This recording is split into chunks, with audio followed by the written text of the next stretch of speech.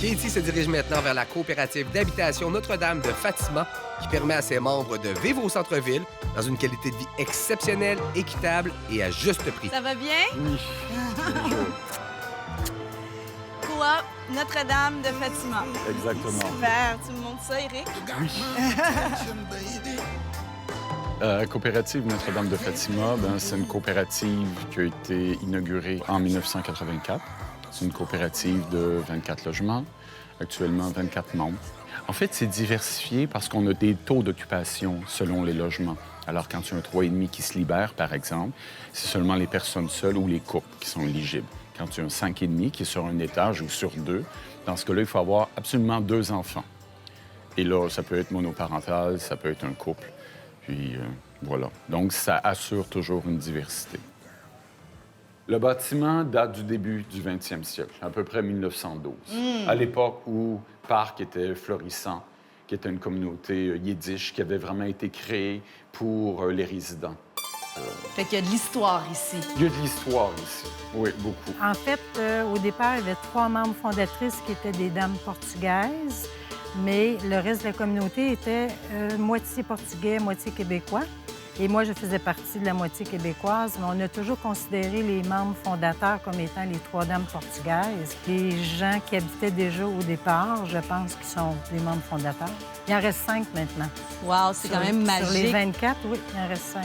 Ça sent la joie ici. Il y a de la joie. J'ai envie de me mettre à 4 pattes et de m'amuser, moi aussi. Go! En fait, le bonheur ici, c'est que les familles se sont appropriées les lieux. Donc, c'est eux qui ont fait la demande d'avoir un espace pour enfants. Parce qu'avant, c'était bien pratique, c'était l'entreposage des pneus de voiture. Puis ça avait une fonction, on a décidé de le mettre ailleurs. Et ce que ça a fait, c'est que les enfants ont commencé à créer un petit peu une communauté. Puis il y a des enfants qui nous ont dit « Mais nous, on ne peut pas décider la couleur de la peinture. » Fait que depuis cette année, en s'inspirant d'un article qu'on a vu dans la revue de la FECHIM, on a commencé les assemblées générales d'enfants.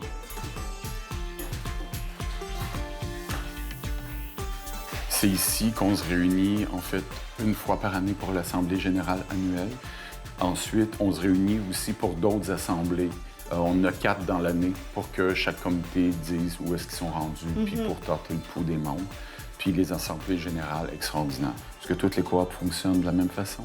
Est-ce que toutes les coops fonctionnent de la même façon? Non! Et c'est ça la beauté. D'où l'importance pour nous de l'intercoop, justement, de voir la réalité de d'autres coopératives, puis de voir qu'on fait partie d'un mouvement. Aujourd'hui, on se retrouve devant la coopérative d'habitation Notre-Dame de Fatima. Absolument. J'aimerais que tu nous expliques quel est ton lien avec le monde coopératif. Moi, je fais partie d'un mouvement qui a été créé il y a quoi? Il y a 1 an, à peu près 1 an et demi, qui s'appelle le mouvement Intercoop. Intercoop. C'est ça. Qu'est-ce que c'est que ça? Inter, ça veut dire entre. 2 personnes qui se sont rencontrées, 2 personnes qui appartenaient à 2 coops différentes du plateau Mont-Royal, qui se sont rencontrés, qui se sont dit « Ah, il me semble qu'il y a quelque chose à faire. Il y a quelque chose à faire entre les coops. » C'est-à-dire instaurer un lieu justement de partage entre les coopératives. Donc cette rencontre-là a donné lieu, donc je le disais, à une réflexion sur qu'est-ce qu'on pourrait faire ensemble pour s'aider, pour s'apporter de l'expertise, pour échanger aussi un savoir-faire. Parce que, vous savez, quand on vit dans une coopérative, on n'est pas forcément préparé à être comptable, à être secrétaire, à faire, je sais pas moi, de la rénovation, de la plomberie, etc. Quand tu es membre d'une coopérative, tu t'exposes à avoir plusieurs identités. C'est-à-dire, ça peut être difficile à gérer pour des gens. Tu es à la fois propriétaire de l'immeuble, parce que tu prends des décisions, on les vote pour les gros travaux et tout ça. Tu es à la fois membre de l'association, qui est la coopérative Notre-Dame de Fatima. Donc là, on tombe dans le mouvement coopératif. Toutes les valeurs qui vont avec ça, puis les activités sociales. Et tu es aussi un voisin. Donc, cette partie-là, tu as à apprendre le bon voisinage, tu as à apprendre à gérer les choses. Parce que c'est pas vrai qu'à la coopérative, si tu as un problème avec ton voisin, c'est la coop qui va le gérer. Non, c'est à toi de le gérer. Ici, c'est notre espace de stationnement pour les voitures. En fait, c'était ça à l'origine, la coopérative. Vous en avez fait un jardin. Exactement. Quelle bonne idée. Ça fait partie des choix que les membres fondateurs ont décidé dès le départ. Moi, je Donc- dis toujours, l'été, ça dure 8 semaines. Hein? Oui. Fait que Ouais. faut pas en perdre. Est-ce que vous occupez aussi la ruelle, qui est Bien. juste adjacent? Je te montre ça, de l'autre côté de la clôture. C'est quand même une belle grande ruelle, hein? Émilie va vous expliquer un peu plus ce qui s'est passé avec la ruelle. Bonjour, Émilie. Bonjour. Amadou. Bonjour. Merci de nous recevoir dans la ruelle derrière la coopérative d'habitation Notre-Dame de Fatima. Et Un j'aimerais, plaisir. Amadou, que tu m'expliques qu'est-ce que tu fais ici avec nous? En fait, je suis là comme membre du comité de la ruelle verte. Parfait. Avec Émilie siège dans ce comité. Ça a été planté l'année dernière et donc c'est vraiment notre premier été à pouvoir en profiter. À la base, ce projet-là a émergé de plusieurs besoins. Un besoin d'entamer un dialogue avec autant les gens issus de la communauté hassidique que tout le reste des voisins. Mais il y avait aussi des enjeux de sécurité. Les voitures roulent très rapidement dans cette ruelle-là qui est assez large. Là. Donc, les voitures roulent rapidement. Il y avait des questions même d'insalubrité. Il y avait aussi. des couches partout, des déchets. Puis on s'est comme rassemblés ensemble pour se dire qu'est-ce qu'on peut faire là-dessus. On a un pouvoir d'action. Puis on peut voir juste maintenant qu'il n'y a pas tant de couches qui traînent et que c'est quand même très, très joli, mais c'est un travail constant d'éducation. Puis plus qu'on est à se mettre ensemble, plus que c'est facile. Ça donne des résultats quand même. C'est encourageant. Oui.